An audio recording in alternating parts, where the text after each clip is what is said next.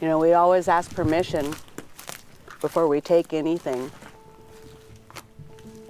Grandmother Cedar, may I have some of your bark so that I can make beautiful baskets or beautiful hats, or have it be medicine for my elders. I don't always say it out loud like that, but I'll, you know, in my own way.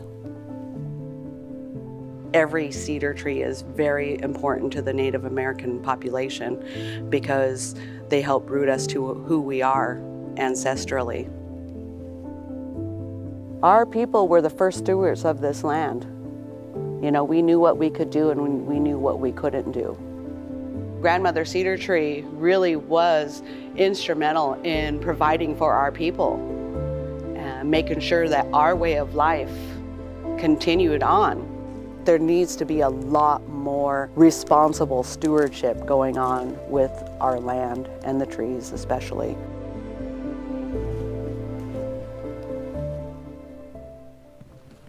Oh, yep, I remember this. And this was just in May. This tree right here is perfect for harvesting just because of its size. And I like to not harvest it anything bigger than like I can hug. So if I can almost hug it and touch my fingers together, I know that this tree is good. I have a favorite hatchet that I'll wear, and I have a little tiny crowbar, and you can see where I've made my cuts right here. And what I did with my hatchet is I made my cuts, and then I used my little tiny crowbar, and I pried up to make this bark come up so I can get my fingers under there. You can't take any more than up to a third of a tree. I want this tree to be able to stay alive. Maybe not my daughter's generation, but my granddaughter's generation, this tree might be able to be used again for harvesting bark.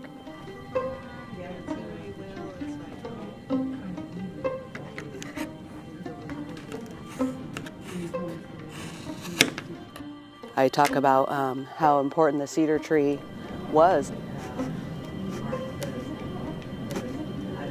Not only did this tree provide housing for us, it provided our transportation, our paddles, clothing, our hats, our baskets.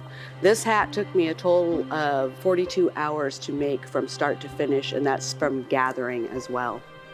Well, I wanted something that represents me as a whole. I work with cedar and wool.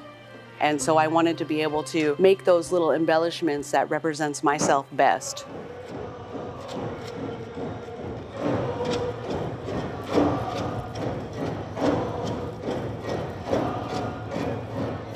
When you look at the context and patterns of weaving as an example, the idea of like the social fabric of the tribe, each stitch holds a purpose.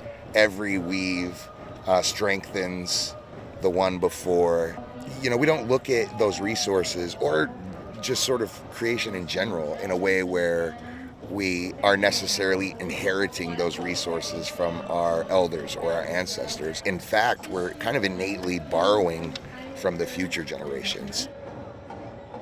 Cedar is about as central resource to our life as anything that you could ever potentially talk about.